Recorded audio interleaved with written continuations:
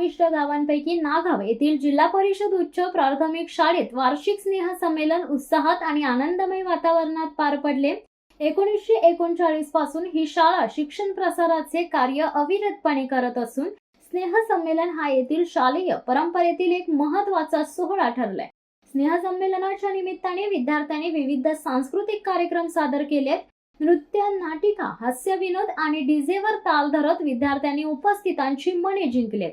विशेष आकर्षण ठरले ते विद्यार्थ्यांनी सादर केलेले लोकनृत्य व देशभक्तीपर गीतांवरील नृत्य प्रस्तुती। या कार्यक्रमासाठी शालेय परिसर विद्युत रोषणाईने उजळून निघाला होता। या स्नेह संमेलनात विद्यार्थ्यांसाठी खास बाळ आनंद मेळावा आयोजित करण्यात आला होता। यामध्ये विद्यार्थ्यांनी स्वतःच्या हाताने विविध पदार्थ तयार करून विक्री केली।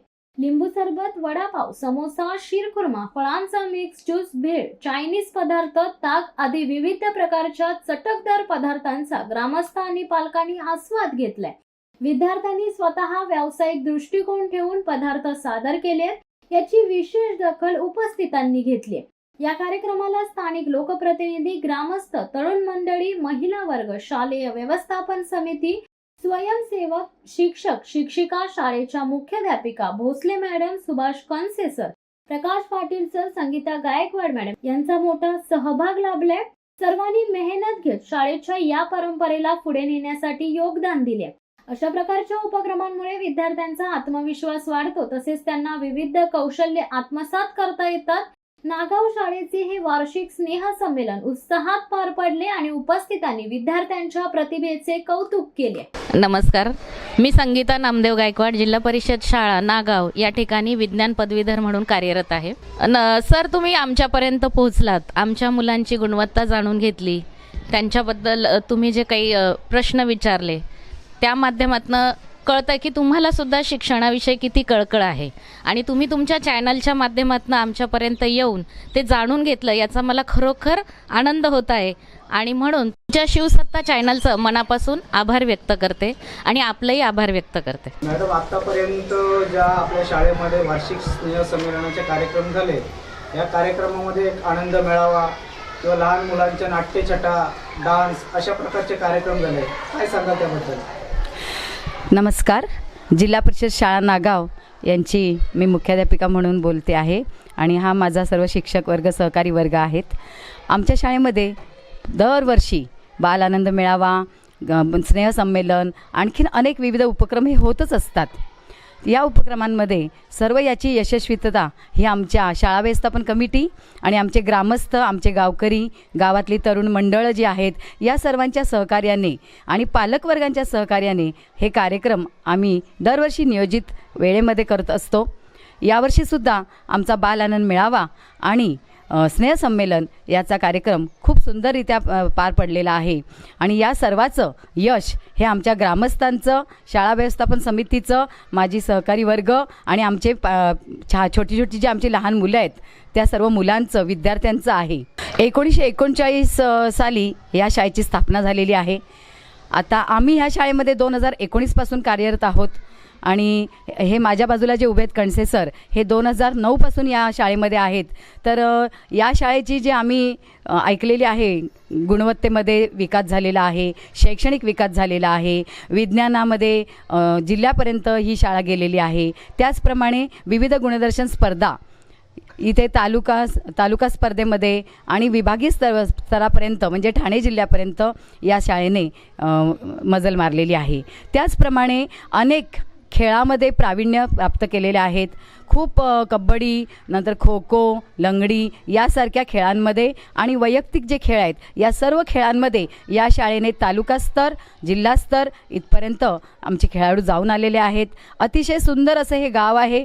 सगळ्यात महत्त्वाचं म्हणजे या गावातील लोक, ज्या लोकांचं शाळेकडे खूप लक्ष आहे आणि शाळेसाठी ते विकास करण्यासाठी खूप झटत असतात, म्हणून या सर्व श्रमाचे श्रेय हे आमच्या ग्रामस्थांचं आहे। आणि आम्हाला लाभलेली प्रत्येक वर्षीची म्हणजे आता जी कमिटी आहे तीच असं नाही, यापूर्वीच्या पण शाळा व्यवस्थापन कमिट्या या सर्वांनी खूप लक्ष घातल्यामुळे आमची शाळा ही या स्तरापर्यंत पोहोचलेली आहे। तर वार्षिक स्नेह संमेलनाचा कार्यक्रम दरवर्षी पार पडतो, ह्याबद्दल गावकऱ्यांच्या प्रतिक्रिया काय आहेत किंवा कोणाकोणाचं सहकार्य तुम्हाला लाभतं? मग त्याच्यामध्ये आर्थिक बाब आली किंवा शैक्षणिक बाबतीत कोणकोणती मदत तुम्हाला गावकऱ्यांकडून होत असते? नमस्कार, मी सुभाष कारभारी कंसे, जिल्हा परिषद शाळा नागाव या ठिकाणी 2009पासून कार्यरत आहे. तर तेव्हापासून या शाळेची जी भरभराट झालेली आहे, या भरभराटीमध्ये पूर्ण ग्रामस्थांचं योगदान महत्त्वाचं आहे. यापूर्वी आपल्या मुख्याध्यापिका भोसले मॅडम यांनी जे सांगितलं, यापूर्वीची एक शालेय व्यवस्थापन समिती, त्याचबरोबर यापूर्वीचे मुख्याध्यापकसुद्धा, मग त्या ठिकाणी श्री राठोड सर असतील, त्याचबरोबर श्री पागडे सर असतील, आणि आत्ताच्या मुख्याध्यापिका सौ भोसले मॅडम आणि माझा शिक्षक वर्ग सौ संगीता मॅडम, श्री पाटील सर, या सर्वांचं या शाळा घडणीमध्ये मोलाचं योगदान आहे. त्याचबरोबर या गावातील तरुण मित्रमंडळींचं जे शाळेकडं बघण्याचं दृष्टिकोन आहे, हा अतिशय चांगल्या प्रकारे आहे. आणि शाळेला काही आर्थिक मदत लागली तर लोक आम्हाला शाळेमध्ये आणून देतात. काय आर्थिक मदत असेल, आम्ही त्यांच्या घरापर्यंत नाही पोचलो तर स्वतःहून लोक या ठिकाणी आणून देतात. आत्ताच 8 दिवसापूर्वी आपल्या शाळेसाठी जवळ 6 ते 7 हजाराचं ट्रॉफी ठेवण्यासाठी ग्रामस्थांकडून एक काचेचं कपाट आणून देण्यात आलेलं आहे. श्री अनंता पाटील यांनी ते शाळेसाठी दिलेलं आहे. अशा प्रकारे गावातील अनेक तरुण मित्रमंडळ या ठिकाणी सहकार्य करतात. त्याचबरोबर आपण जो बालानंद मेळावा घेतो आणि संध्याकाळी जो स्नेहसंमेलनाचा कार्यक्रम करतो, या कार्यक्रमाला मला वाटतं 2009पासून या गावातील जे ग्रामस्थ आहेत, तरुण मित्र आमचे श्री प्रमोद गणा पाटील आणि श्री कबीर गणा पाटील, हे 2 बंधू विना मोबदला या कार्यक्रमासाठी त्यांचा DJ साऊंड सिस्टीम असेल, त्याचबरोबर आपल्या शालेय व्यवस्थापन समितीचे आत्ताचे जे अध्यक्ष आहेत श्री संतोष लालचंद पाटील, यांचा प्रत्येक कार्यक्रमाला, मग तो कार्यक्रम राष्ट्रीय कार्यक्रम असेल किंवा इतरही कार्यक्रम असतात, त्यासाठी लाऊडस्पीकर, त्याचबरोबर मंडप व्यवस्था ही पूर्ण शाळेसाठी फ्री देतात. म्हणजे शाळेची गुणवत्ता ही फक्त आमच्या ग्रामस्थांमुळे इथपर्यंत आलेली आहे. आज जे काही शाळेचं नाव निघतं आहे तालुका लेवलपर्यंत, जिल्हा लेवलपर्यंत, तर हे फक्त आणि फक्त आमच्या ग्रामस्थांच्या मार्गदर्शनामुळं, आर्थिक मदतीमुळं हे आम्हाला शक्य झाले. आणि ग्रामस्थ आम्हाला जे कोऑपरेट करतात, त्यामुळं आम्हालाही काम करण्याची एक वेगळी ऊर्जा मिळते. त्यामुळं हे एवढं शक्य झालेलं आहे. काय सांगाल आनंद मेळाव्याबद्दल माहिती, किंवा जो सांस्कृतिक कार्यक्रम आपला झाला त्याच्यामध्ये डान्स असतील, नाट्यछटा असतील, हे जे छोटे छोटे कार्यक्रम आपण वार्षिक स्नेहसंमेलनासाठी घेतलेले होते, काय सांगाल त्या कार्यक्रमांविषयी? काय आनंद मिळवला लहान मुलांनी? जे आनंद मेळाव्यासाठी त्यांनी कोणकोणत्या प्रकारच्या वस्तू वगैरे बनवून आणल्या होत्या, कशा पद्धतीने आनंद घेतला, थोडक्यात वर्णन करा. माझं नाव प्रकाश पाटील, मी जिल्हा परिषद शाळा नागाव येथे कार्यरत आहे. या शाळेमध्ये शिकणारी जी मुलं आहेत ती सर्व गोरगरिबांची, बहुजनांची मुलं आहेत. आणि या मुलांना कुठेतरी चांगली संधी मिळावी हा उद्देश ठेवून आम्ही बाल आनंद मेळावा, त्याचप्रमाणे वार्षिक स्नेहसंमेलनाचा कार्यक्रम या ठिकाणी आयोजित करत असतो. बाल आनंद मेळाव्याच्या पाठीमागे एकच महत्त्वाचा उद्देश आहे की सर्व विद्यार्थ्यांना या गोष्टीतून आनंद मिळावा. कारण दिवसभर अगदी महिनोन्महिने या ठिकाणी अध्यापनाचं कार्य चालत असतं, अभ्यास चालू असतो, आणि त्याच्यातून कुठेतरी मुलांना आनंद मिळावा हा उद्देश ठेवून हा बाल आनंद मेळावा या ठिकाणी आयोजित केला जातो. याच्यामध्ये अगदी पहिलीपासून ते अगदी 8वीपर्यंतचे सर्व विद्यार्थी वेगवेगळ्या प्रकारचे स्टॉल्स लावतात. मग त्याच्यामध्ये खाण्याचे वेगवेगळे पदार्थ आहेत. मग कोणी भेळीचा स्टॉल लावलेला असतो, कोणी अगदी आधुनिक पद्धतीत आत्ता आलेले खाद्यपदार्थामध्ये मोमोज, असे वेगवेगळ्या पदार्थांची रेलचेल या स्टॉलमध्ये दिसून येते. आणि त्याचबरोबर यावर्षी मुलांनी अगदी छोटे छोटे खेळसुद्धा त्या ठिकाणी मांडलेले होते की त्या खेळातून मुलांना आनंद मिळावा. आणि अशा तऱ्हेने या स्टॉल्समधून मुलांना एक प्रकारे मार्केटिंग कसं चालतं की उद्या जाऊन, आज जर आपण पाहिलं तर मार्केटमध्ये नोकऱ्या नाही आहेत, परंतु हेच विद्यार्थी ज्या वेळेला त्यांना या मार्केटिंग या ठिकाणी आपला आणलेली वस्तू कशी विकायची, त्याचा व्यवहार कसा ठेवायचा, याचासुद्धा अनुभव याच्यातून मिळावा हा या बाल आनंद मेळाव्या पाठीमागे असणारा दुसरा उद्देश आहे. त्याचप्रमाणे आम्ही जो वार्षिक स्नेहसंमेलनाचा कार्यक्रम आयोजित करतो, याच्यामध्ये या गोरगरिबांच्या मुलांना कुठेतरी त्यांचे कलागुण सादर करण्याची संधी मिळावी हा उद्देश असतो. याच माध्यमातून एखादा कलाकार उद्या भविष्यामध्ये त्याचं करिअर त्या क्षेत्रामध्ये घडू शकतो.